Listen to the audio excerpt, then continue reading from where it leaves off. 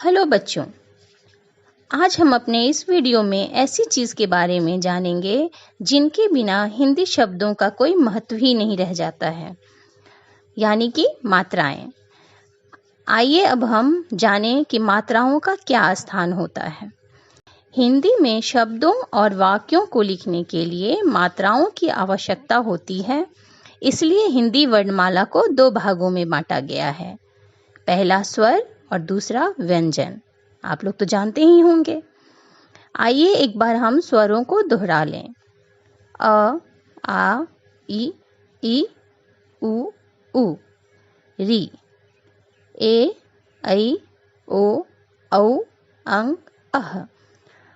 तो ये हैं स्वर। मात्राएं हमेशा स्वर की ही होती हैं, क्योंकि वे स्वतंत्र होती हैं। व्यंजन का उपयोग बिना स्वर के नहीं होता, क्योंकि हमेशा व्यंजनों को पूरा लिखने के लिए स्वरों की सहायता ली जाती है। अब हम सबसे पहले अ की मात्रा की पहचान करते हैं। अ, इस वर्ण की कोई मात्रा नहीं होती है। उदाहरण क जोड़ अ बराबर क। कुछ अ की मात्रा वाले शब्दों का उदाहरण लेते हैं। कल, चल, टल, बल, बस, फल। अ की मात्रा के लिए किसी चिन्ह का प्रयोग नहीं किया जाता है। अब आ की मात्रा को समझते हैं। इस वर्ण की मात्रा होती है जैसे पूर्ण विराम का एक चिन्ह होता है, वैसा आ की मात्रा लगाने के लिए किसी भी व्यंजन वर्ण के तुरंत बाद एक सीधी लकीर खींच दी जाती है व्यंजन वर्ण के आगे, यानी कि ये जो आ है वो स्वर है और इसकी मात्रा को हम व्यंजन वर्ण के आगे एक रेखा के रूप में लगाते हैं। तो आ की मात्रा वाले कुछ शब्दों के उदाहरण हैं काल, काम, धाम, नाम आदि। अब आते हैं ई की मात्रा की ओर। ई की मात्रा जो होती है यह हमेशा अक्षर के पीछे लगाते हैं। याद रखिएगा कि छोटी ई की जो मात्रा होती है इसका प्रयोग अक्षर के पीछे से करते हैं। उदाहरण के रूप में क जोड़ छोटी ई बराबर क हर्षिकार की। तो आपने ध्यान दिया होगा कि इसमें व्यंजन जो है व्यंजन वर्ण के पीछे से छोटी ई की मात्रा ली गई है। हमेशा ये बात ध्यान रखिएगा कि इसके उच्चारण में जो है ज़्यादा समय नहीं लगता है, यानी बड़ी ई के उच्चारण में कुछ समय लगता है और इसके उच्चारण में समय नहीं लगता है। किला, किताब, इस तरह के शब्दों में हम इसका उच्चारण करते हैं। अब आते हैं बड़ी ई की ओर। बड़ी ई की मात्रा को लगाने के लिए ध्यान रखें कि इसका प्रयोग हम अक्षर के तुरंत बाद करते हैं, जैसे क जोड़ बड़ी ई बराबर की। जैसे मीरा, खीरा, पीरा। अब बहुत लोगों को इस दोनों शब्द में बहुत ही कंफ्यूजन होता है ना। बहुत ही कंफ्यूज कर जाते हैं कि ई छोटी की मात्रा की पहचान कैसे करें और बड़ी ई की मात्रा की पहचान कैसे करें, या लिखने में भी उन्हें थोड़ी सी घबराहट हो जाती है। वो समझ नहीं पाते हैं, कभी कभी दुविधा में आ जाते हैं कि इसमें बड़ी ई की मात्रा लगेगी या छोटी ई की। तो इसके पहचान के लिए मैं बता दूं कि हमेशा जो कुछ शब्द हैं जैसे मीरा, खीरा, इसके उच्चारण के बाद हम जान जाएंगे उच्चारण करने के बाद कि ये बड़ी ई की मात्रा है या छोटी ई की। जैसे एक शब्द लिखते हैं खीरा। अब इसमें आपने देखा खी बोलते समय थोड़ा सा लंबा खींचा हमने या जोर पड़ा, लेकिन अगर इसी को हम हर्षिकार में लेते तो खिर्रा, उच्चारण करके देखिए खिर्रा, तो बहुत अजीब सा उच्चारण हुआ या लगा कि बहुत जल्दी में हमने बोला और ये शब्द सही नहीं है। तो जब भी आप बड़ी ई की मात्रा या छोटी ई की मात्रा वाले शब्द लिखें तो ये उच्चारण करके देख लें कि इसमें समय अगर लगता है बोलने में तो इसमें बड़ी ई की मात्रा लगेगी और अगर समय कम लगता है तो इसमें छोटी ई की मात्रा लगती है। आइए अब हम चलते हैं छोटी ऊ की मात्रा की ओर। छोटी ऊ की मात्रा हम अक्षर के नीचे लगाते हैं जो नीचे से ऊपर की ओर मुड़ी हुई होती है। तो यहाँ पे उदाहरण लेते हैं क जोड़ छोटी ऊ की मात्रा, है ना, तो बराबर कु। तो अब बारी है बड़े ऊ की मात्रा की। तो पहले हम छोटी ऊ की मात्रा वाले कुछ शब्द ले लें। तो छोटी ऊ की मात्रा वाला कुछ शब्द है जैसे कुआं। कुआं जो है वो नीचे में छोटी ऊ की मात्रा है। उसके बाद मुड़ना, जो मुड़ना ये इसमें छोटी ऊ की मात्रा है।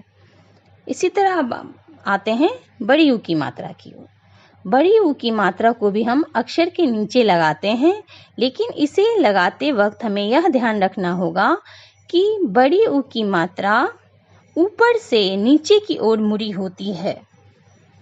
इसके उदाहरण में हम कुछ शब्द लेते हैं जैसे पूरी, पूजा। जैसे मेरा ही नाम है, तो अगर सोच के देखिए इसमें मैं छोटे ऊ की मात्रा लगाऊं तो कैसा उच्चारण होगा, पूजा, है ना। और बड़ी ऊ की मात्रा में समय लगता है तो पूजा। अब आते हैं री की मात्रा की ओर। री की मात्रा को हम अक्षर के नीचे लगाते हैं। इसको लगाने के लिए अक्षर के नीचे अंग्रेजी के सी लेटर जैसा चिन्ह लगाते हैं। उदाहरण में देखिए पृथ्वी, कृषि, इन दोनों में अक्षर के नीचे अंग्रेजी के सी की मात्रा जैसा चिन्ह लगा हुआ है, तो इसकी पहचान यही है। अब अगला है ए की मात्रा। ए की मात्रा को लगाने के लिए अक्षर के ऊपर एक झंडे जैसा डिजाइन बनाते हैं। ए की मात्रा वाले शब्दों के कुछ उदाहरण हैं मेला, ठेला, चेला, पेड़ इत्यादि। अब आते हैं ऐ की मात्रा की ओर। ऐ की मात्रा को लगाने के लिए हम अक्षर के ऊपर दो झंडे जैसा आकार बनाते हैं। तो ऐ की मात्रा को लगाते समय ये ध्यान रखें कि ए की मात्रा जो है उसको लगाते समय अक्षर के ऊपर एक झंडे का आकार और ऐ की मात्रा के लिए अक्षर के ऊपर दो झंडे जैसा आकार देना है।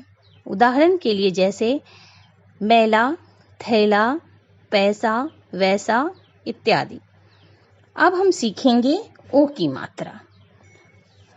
ओ की मात्रा जो है वह किसी भी वर्ण के आगे लगाते हैं। इसको लगाने के लिए हम अक्षर के बगल में एक पूर्ण विराम या कहें आ की मात्रा जैसा चिन्ह लगाकर उसके ऊपर एक झंडे का आकार देते हैं। ओ की मात्रा वाले कुछ शब्द के उदाहरण हैं घोड़ा, चोर, मोड़, और इत्यादि। अब आते हैं औ की मात्रा पर। औ की मात्रा को भी हम अक्षर के आगे एक खड़ी रेखा को लगाकर उसके ऊपर दो झंडे जैसा आकार लगाते हैं। औ की मात्रा वाले शब्दों के उदाहरण हैं मौजा, मौका, कौवा, नौका इत्यादि। अब आते हैं अंग की मात्रा की ओर। अंग की मात्रा को हम अक्षर के ऊपर लगाते हैं। इसकी मात्रा के लिए हम अक्षर के ऊपर केवल एक बिंदु लगाते हैं। अंग की मात्रा वाले कुछ शब्द के उदाहरण हैं कंस, हंस, मंद, ठंड इत्यादि। सबसे अंत में बारी है अह की मात्रा की। अह की मात्रा को हम अक्षर के आगे लगाते हैं। इसकी मात्रा के लिए हम अक्षर के आगे दो बिंदुओं को लगाते हैं। बच्चों में सबसे ज्यादा जो है छोटी ई और बड़ी ई की मात्रा या छोटी ऊ या बड़ी ऊ की मात्रा के अंतर को पहचानने में दिक्कत होती है। तो हमेशा ये बात ध्यान रखिएगा, मैंने इससे पहले भी बताया है और अभी भी बता रही हूँ कि छोटी ई हो या छोटा ऊ हो, दोनों के उच्चारण में ज़्यादा समय नहीं लगता, तेजी से इसका उच्चारण होता है। लेकिन बड़ी ई या बड़ी ऊ की मात्रा में उच्चारण के वक्त थोड़ा लंबा बोलना पड़ता है और समय लगता है। जैसे मैंने यहाँ कुछ शब्दों का उदाहरण दिया है, दिन, और इसी को अगर मैं बड़ी ई की मात्रा में बदलूं तो बोलाएगा दीन। दिन और दीन, अंतर आपको पता चल रहा है कि यहाँ दिन में छोटी ई की मात्रा है तो दिन, और जो बड़ी ई की मात्रा है उसको दीन। अंतर हो गया बोलने में ही, उच्चारण से ही आपको अंतर स्पष्ट लग सकता है। पिता और पीता, पिता यानी छोटी की मात्रा और पीता यानी पीना, ड्रिंक। तो दोनों में छोटी ई की मात्रा और बड़ी ई की मात्रा में जो है मतलब का भी अंतर हो गया, दोनों के शब्दों का अर्थ ही बदल गया और उच्चारण में भी अंतर हो गया। गति और गीत, गति मतलब स्पीड और गीत मतलब गाना।